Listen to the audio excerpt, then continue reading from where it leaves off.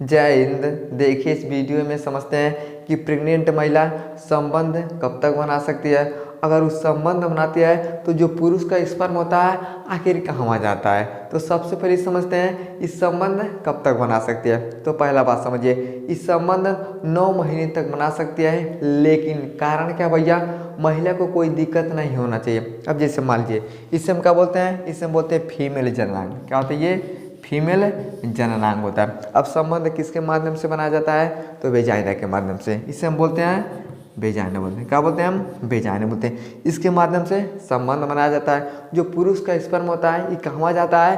तो महिला के अंदर ओवरी होता है, ओवरी के अंदर क्या होता है? अंडा होता है। अब समझिए इस तरह से क्या होता है, ये स्पर्म जाता है। क्या होता है? स्पर्म जाता है। ये स्पर्म में क्या होता है? तो ओवरी के अंदर जो अंडा होता है उससे मिलता है। अब जैसे मिलता है तब जाके एक बच्चे का निर्माण हो जाता है। अब एक बात बताइए बाबू, है क्या है? इसे हम बोलते हैं गर्भ में बच्चा। इसी बच्चा को हम क्या करते हैं? यहाँ पे रख देते हैं। अब जैसे ही बच्चा यहाँ पे रख दिया गया तो महिला के अंदर क्या हो गया? गर्भधारण हो गया। अब एक बात बताइए, गर्भधारण हो गया, वो महिला कभी भी संबंध बना सकती है, लेकिन इसके अंदर कोई दिक्कत नहीं होना चाहिए। अगर दिक्कत हो रहा है तो संबंध नहीं बना सकती है, लेकिन अगर दिक्कत नहीं हो रहा है इस संबंध कभी भी ये बना सकती है। यानी पहले महीने से लेके 9 महीने तक महिला संबंध बना सकती है, लेकिन इसे कोई दिक्कत नहीं होना चाहिए। समझ में क्या?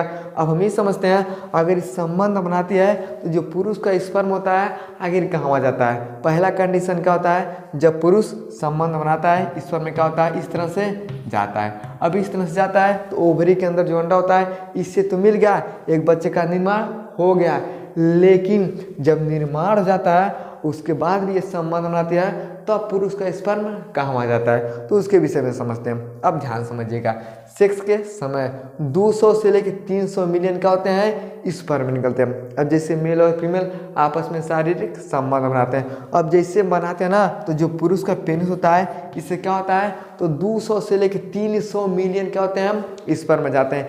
1 मिलियन में क्या होता है? 1 मिलियन में 10 लाख। क्या होता है? 10 लाख होता है 1 मिलियन में। अब आप बताइए 200 मिलियन 300 मिलियन एक बार स्पर्म में जाते हैं, कितना ज़्यादा संख्या में जाते हैं। लेकिन होता क्या है?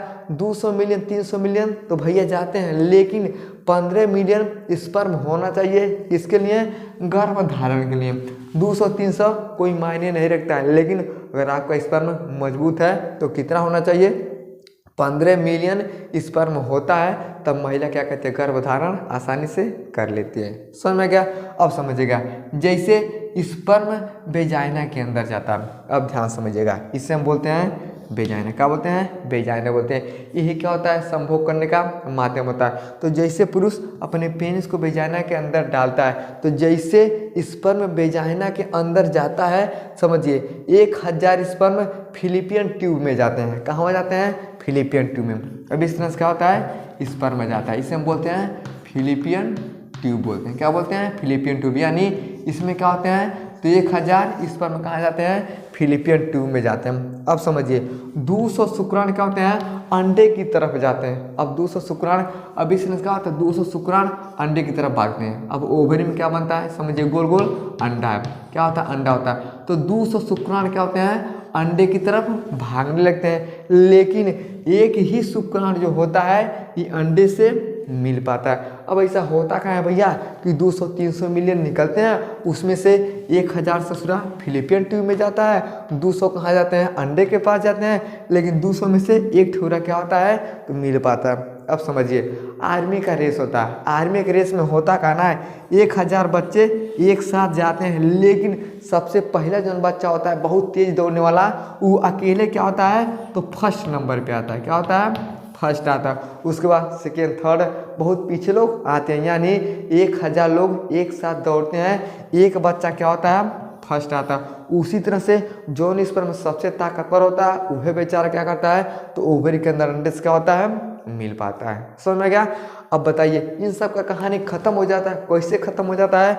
कुछ वेजाइना के अंदर मर जाते हैं, कुछ गर्भाशय के पास जाके मर जाते हैं, कुछ फिलिपियन ट्यूब में मर जाते हैं, लेकिन जो सबसे ताकतवर होता है वह क्या करता है भैया? इसमें मिल पाता है। यानी 1000 स्पर्म फिलिपियन ट्यूब में जाते हैं, उसमें से क्या होता है? 200 स्पर्म अंडे तक जाते हैं, एक स्पर्म में क्या होता है? तो जाके मिल जाता है। तो ये क्या होता है, ये पूरा प्रक्रिया होता है किसके लिए, एक गर्भधारण के लिए। इतना आपको समझ में आ गया।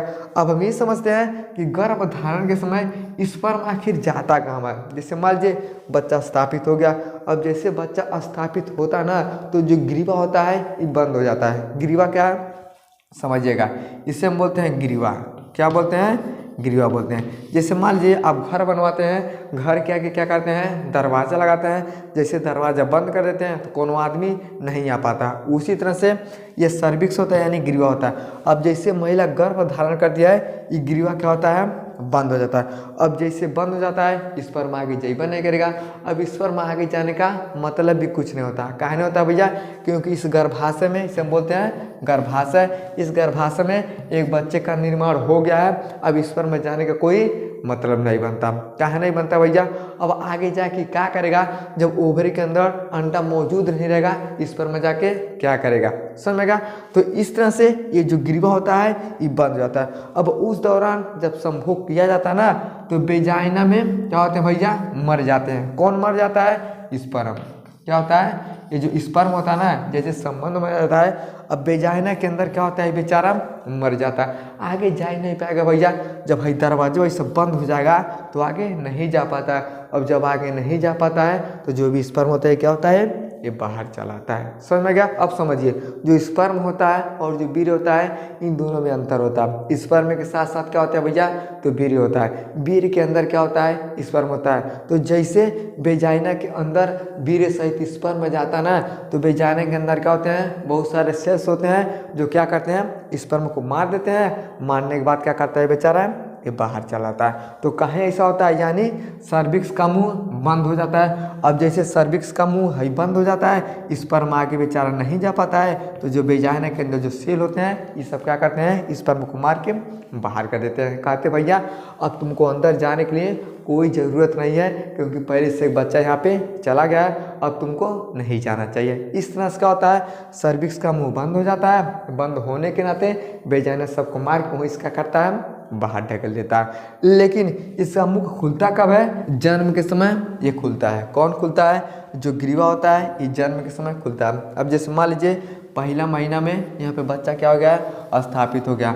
अब जब पहला महीने में स्थापित होता है, अब जैसे बच्चा बाहर आने वाला रहता है, तब इस सर्विक्स का क्या होता है, ये मुख खुल जाता है। अब जैसे खुलता है, आसानी से बच्चा क्या होता है, ये बाहर चलाता है। तो सारा खेल किसका हो गया, यानी सर्विक्स का। अगर सर्विक्स का मुंह खुला रहेगा, स्पर्म जाएगा, अगर नहीं खुला रहेगा, स्पर्म नहीं जाएगा।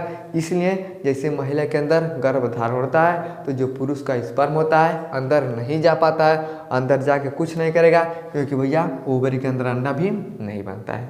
समझ में गया। तो इस तरह से क्या होता है, ये पूरा प्रक्रिया होता है। गर्भधारण के समय पुरुष का स्पर्म अंदर नहीं जाता है, ये बाहर ही रह जाता है। समझ में गया। आई होप आपको समझ में आ गया होगा कि गर्भधारण के समय पुरुष का स्पर्म अंदर क्यों नहीं जाता है, और कितने शुक्राणु एक बार निकलते हैं, और कौन जाके एक अंडे से मिल पाता है। समझ में आ गया। तो वीडियो को लाइक शेयर सब्सक्राइब जरूर करें। जय हिंद।